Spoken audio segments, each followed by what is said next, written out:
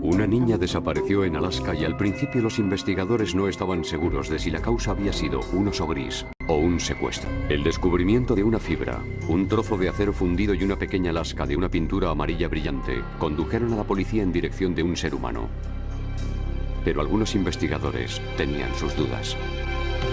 El verano de 1991 en Alaska estaba llegando a su fin, y los niños de la pequeña localidad de Taslina pasaban el mayor tiempo posible fuera de casa. Sabían que a las pocas semanas comenzarían las clases, así como el duro invierno de Alaska. La familia Limer disfrutaba de la sana vida al aire libre en Alaska. Cazaban, pescaban y montaban en vehículos de 4 ruedas. Mandy Limer, de 11 años, era la hija mayor. Era una mezcla muy interesante, de marimacho y niña bonita. Se sentía igual de cómoda con un vestidito en una reunión social como con botas altas, pescando a la orilla de un río. La localidad de Taslina solo cuenta con 241 habitantes, así que las casas están situadas a bastante distancia unas de otras. Mandy y su mejor amiga, April, tenían que caminar más de 1 kilómetro para reunirse con sus amigas a jugar. Ese era el plan el 22 de agosto de 1991. Mandy y yo salimos juntas. Llegamos hasta un sitio en el que había una carretilla. Yo llevaba una mochila a la cintura y me había tropezado. Y me había hecho una herida en la pierna. Entonces me vine aquí a la tienda para que me ayudaran. Me limpiaron la herida y se suponía que Mandy me estaba esperando. Pero Mandy tal vez se impacientó. Bajé corriendo. No encontré a Mandy. Mandy siempre me gastaba bromas, así que pensé que estaría escondida entre los matorrales y que de pronto saldría y me daría un susto. Pero no apareció. 2 horas después, el padre de Mandy llamó a la policía. Sin más tardar, un grupo de 75 amigos y vecinos se dispuso a distribuir y a registrar la espesa zona de bosque, por tierra y por aire. Comprendí que le había pasado algo y que no era posible que se hubiera perdido. El sargento de la Policía Estatal de Alaska, Jim McCann, condujo 5 horas desde Fairbanks para unirse a la búsqueda. Vine aquí con la idea de que había algo más que el ataque de un oso gris o una niña perdida en el bosque, a juzgar por lo que había leído en los periódicos y la información que me habían dado por teléfono. Este es el cartel que colgaron cuando supieron que Mandy había desaparecido. Dice, desaparecida, Mandy Lemer, pelo rubio largo, liso, 1,55 de altura, unos 50 kilos de peso, 11 años de edad. Yo añadí que era mi mejor amiga. La búsqueda continuó durante días. Se emplearon perros policía, pero no pudieron localizar el rastro de Mandy. Nunca había visto una comunidad tan solidaria. Yo he participado en muchas búsquedas, pero aquella comunidad era maravillosa. Todos los habitantes del valle colaboraron. Trágicamente, 10 días después de su desaparición, encontraron su cadáver. La habían matado a tiros. El cuerpo apareció a unos 800 metros de su casa de la calle Taslina Terrace, en una carretera comarcal que conducía al río, cerca del cual estaban construyendo una serie de viviendas nuevas. Si no se ha vivido una cosa como esta, resulta difícil imaginárselo. Y no sé si yo podría describirlo. Mi mujer se vino completamente abajo. Yo creo que hagas lo que hagas, siempre te sientes un poco culpable. Ese fue mi gran problema. Recuerdo que se lo pregunté a mi madre. ¿Qué hubiera ocurrido si yo no hubiese tropezado? Para complicar más las cosas, había habido fuertes lluvias unos días antes de descubrirse el cuerpo, con lo cual se habían borrado todas las huellas posibles, incluidas las de pisadas y ruedas de automóvil. Era evidente que la niña aún estaba viva cuando se produjeron las lluvias y que había intentado salir de allí gateando. Sus pequeñas uñas estaban rotas y llenas de tierra. La policía comprendió que tendrían que esforzarse más de lo normal para encontrar las pistas necesarias.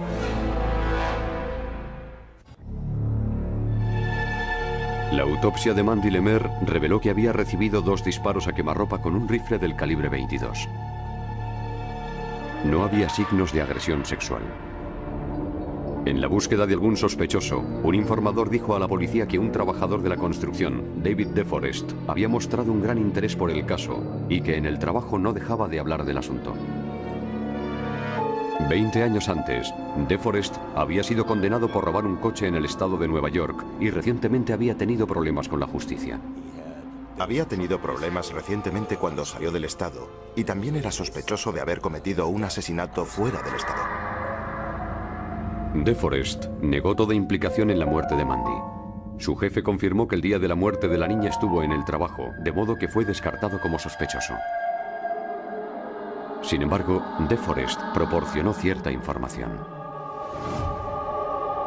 Había visto a otro hombre de la zona conduciendo su camioneta por la carretera en la que Mandy había sido vista por última vez. Le describió como a un hombre bueno con los niños. Dijo que todos los niños de la zona iban a su tienda y él les arreglaba las bicicletas y les daba caramelos. Dato que nos pareció interesante. Smithard, de 61 años, era un herrero jubilado que se había divorciado 2 veces y vivía en un taller improvisado detrás de la casa de su madre. Curiosamente, Smithard había participado en la búsqueda de Mandy. Nunca llegó a poner su nombre en la lista del equipo de búsqueda declarándose como miembro del equipo, pero se presentaba y merodeaba por allí y luego se iba a buscar por su cuenta. Eso nos pareció extraño. Smithard negó la afirmación de DeForest sobre su presencia cerca de la escena del crimen el día en el que Mandy desapareció y dijo que tenía una coartada. Dijo que había estado viendo la televisión con su madre, coartada que su madre confirmó. Dios sabe que él no lo hizo. Y la persona que cometió ese crimen sabe que Charles no lo hizo. En un pueblo del tamaño de Taslina es más fácil comprobar una prueba que en la mayoría de las poblaciones grandes, lo cual ayudó a los investigadores a encontrar su primera pista. Descubrieron que la madre de Smithard, Lucielle, había ido de compras al supermercado de Cooper River el día de la desaparición de Mandy y pagó su compra con un cheque. La hora y la fecha en la cinta registradora eran las mismas. La hora era las 15:17. Según Lucy, había estado viendo la televisión con su hijo, no estuvo en casa, estuvo haciendo la compra en el supermercado. Eso echó abajo la coartada de Charlie porque significaba que a las 15:17 su madre estaba de compras en el supermercado, aunque Smithard había dicho que estaba en casa para reforzar su coartada. En realidad no tenía coartada para las 2 horas en las que desapareció Mandy. A 300 kilómetros de distancia, en Anchorage, los investigadores utilizaron un gel adhesivo para obtener las huellas dejadas por el asesino. La huella se graba en la cinta, pero el adhesivo no es lo bastante fuerte como para que no se pueda despegar y analizar posteriormente. Los investigadores encontraron lo que tal vez sería su primera pista. Nos miramos y le dije, ¿te has fijado en eso? Hay algo que brilla. Lo movimos desde diferentes ángulos hasta que logramos ver algo. Las esferas eran del tamaño de la cabeza de un alfiler. Vistas bajo un microscopio de fibra óptica, las esferas parecían metálicas. También encontraron unas fibras rojas y azules y una pequeñísima lasca de pintura amarilla. ¿Podrían estos objetos microscópicos ayudar a los investigadores a encontrar al asesino?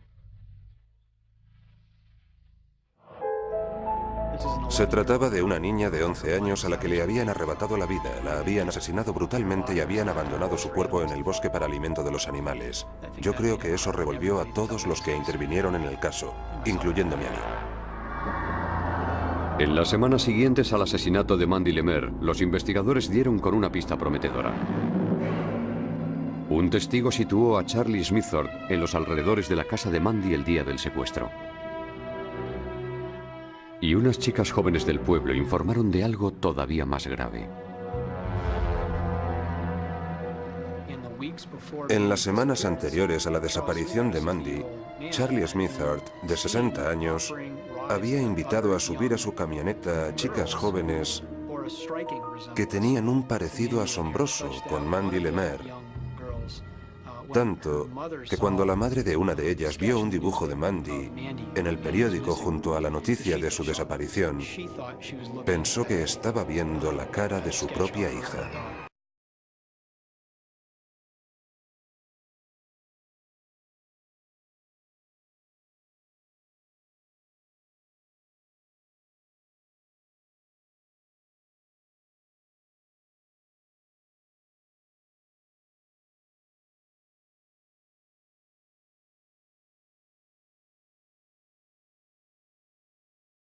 su camisa porque esta tenía unas cositas brillantes. Finalmente le pregunté, ¿qué son esas cositas brillantes que brillan en su camisa, Charlie? Y me dijo, no sé, cobre, aluminio, siempre estoy puliendo cosas de esas. Esa pista llevó a los investigadores al taller que Smithard tenía detrás de la casa de su madre. Allí, los investigadores recogieron muestras de pintura, de pelo, de fibra y de todos los fragmentos de metal que pudieron encontrar. También se llevaron un mono de faena de Smithard. Todas las muestras fueron enviadas a Chicago, Illinois, para ser analizadas por Skip Palahniuk, un experto en investigación microscópica. Palahniuk empezó por analizar la pequeña muestra de pintura amarilla hallada en la ropa de Mandy.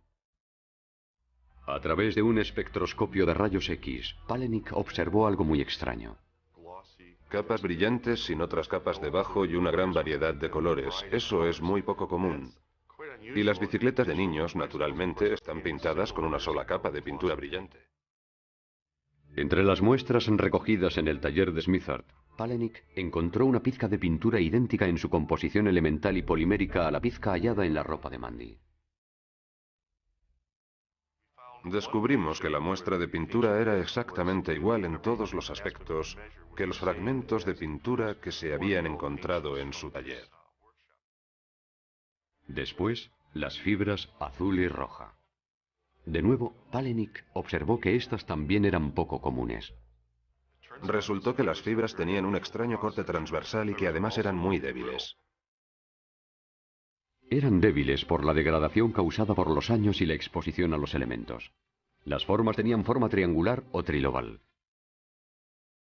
Por medio de un espectrómetro de infrarrojos, Palahniuk descubrió que las fibras eran de poliestileno-propileno, producto sintético fabricado por la empresa de fibras para moquetas Philips.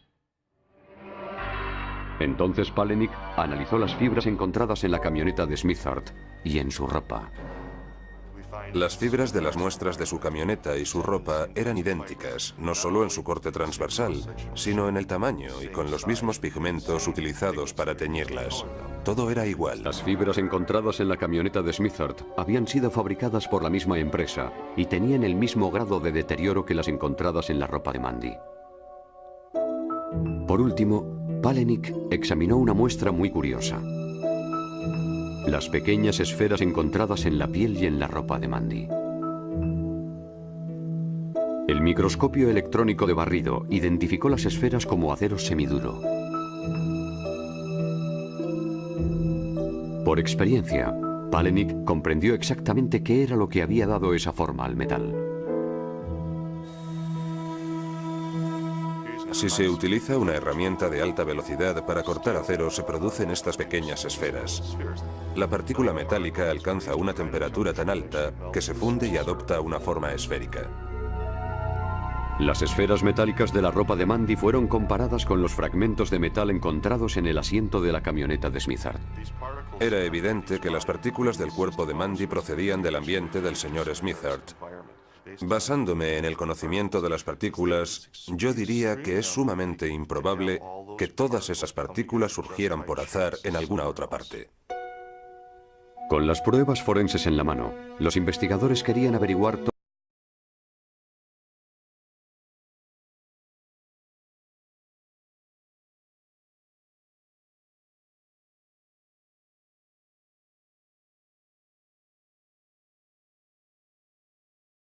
Un par de horas dando vueltas por el jardín de su casa y calle abajo hasta que confió en mí. Y con lágrimas en los ojos me dijo que su padre había empezado a abusar de ella, curiosamente a la edad de 11 años, la misma edad que Mandy tenía cuando fue asesinada, y que también había abusado de todas sus hermanas. Después de 3 meses de investigación, Charlie Smithard fue detenido por secuestro, agresión sexual y asesinato de Mandy Lemer.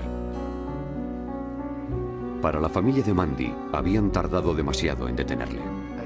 Le aseguro que la tentación de tomarme la justicia por mi mano era muy fuerte.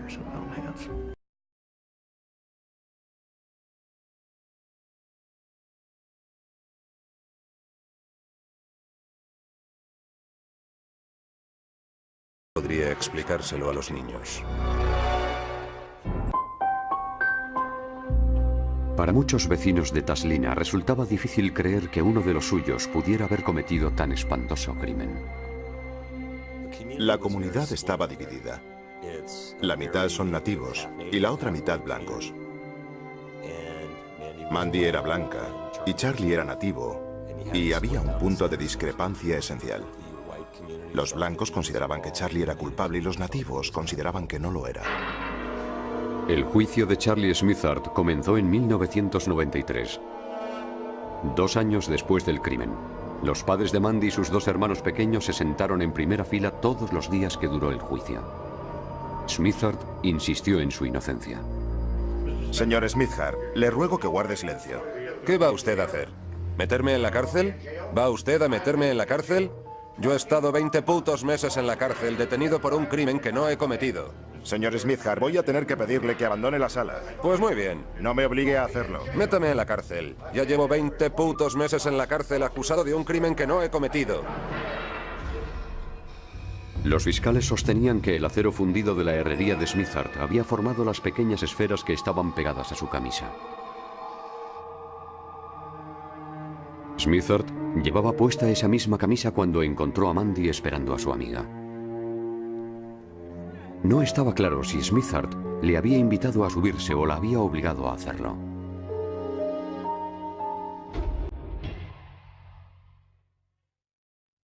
Las pruebas forenses demostraron que las pequeñas esferas metálicas pegadas a la camisa de Smithard habían pasado al asiento de su camioneta y después a la ropa de Mandy durante el ataque. También aparecieron las mismas fibras sintéticas, rojas y azules, en la camioneta y en la ropa de Mandy. Por otra parte, se había encontrado un pequeñísimo fragmento de pintura amarilla brillante de la herrería de Smithard en la camioneta y en la ropa de Mandy Lemer.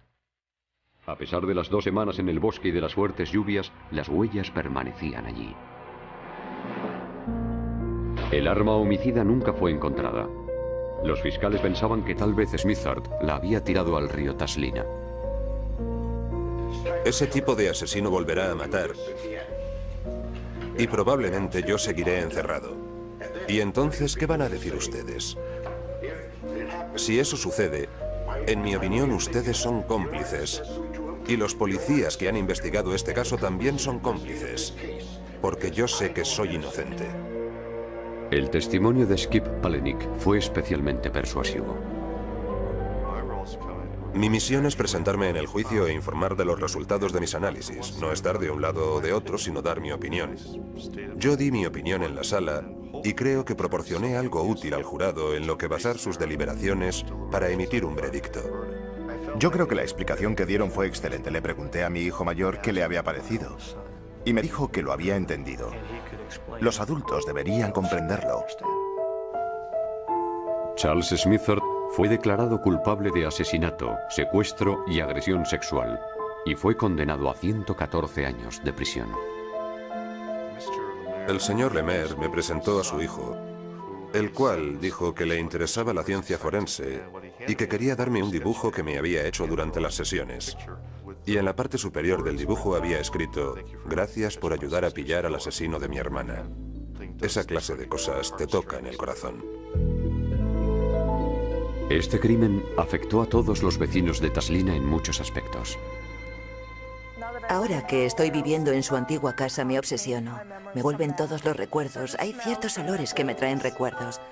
Mi hijo duerme en su antiguo cuarto y en la ventana hay una pegatina que ella y yo pusimos cuando éramos pequeñas. 6 años después, el Tribunal Supremo de Alaska anuló el juicio contra Smithard porque no se había admitido una prueba que la defensa quería presentar. Smithard murió de un cáncer de pulmón en una prisión de Alaska, mientras esperaba a un nuevo juicio. El verano de 1991 en Alaska estaba llegando a su fin, y los niños de la pequeña localidad de Taslina pasaban el mayor tiempo posible fuera de casa. Sabían que a las pocas semanas comenzarían las clases, así como el duro invierno de Alaska. La familia Lemer disfrutaba de la sana vida al aire libre en Alaska. Cazaban, pescaban y montaban en vehículos de 4 ruedas. Mandy Lemer, de 11 años, era la hija mayor. Era una mezcla muy Me interesante. gastaba bromas, así que pensé que estaría escondida entre los matorrales y que de pronto saldría y me daría un susto. Pero no apareció. 2 horas después, el padre de Mandy llamó a la policía. Sin más tardar, un grupo de 75 amigos y vecinos se dispuso a distribuir y a registrar la espesa zona de bosque, por tierra y por aire. Comprendí que le había pasado algo y que no era posible. De marimacho y niña bonita. Se sentía igual de cómoda con un vestidito en una reunión social como con botas altas, pescando a la orilla de un río. La localidad de Taslina solo cuenta con 241 habitantes, así que las casas están situadas a bastante distancia unas de otras. Mandy y su mejor amiga, April, tenían que caminar más de 1 kilómetro para reunirse con sus amigas a jugar. Ese era el plan.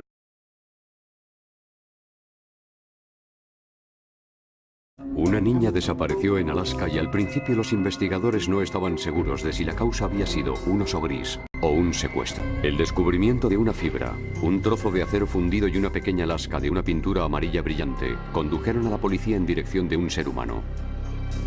Pero algunos investigadores tenían sus dudas. El 22 de agosto de 1991. Mandy y yo salimos juntas. Llegamos hasta un sitio en el que había una carretilla. Yo llevaba una mochila a la cintura y me había tropezado. Y me había hecho una herida en la pierna. Entonces me vine aquí a la tienda para que me ayudaran. Me limpiaron la herida y se suponía que Mandy me estaba esperando. Pero Mandy tal vez se impacientó. Bajé corriendo. No encontré a Mandy. Mandy siempre me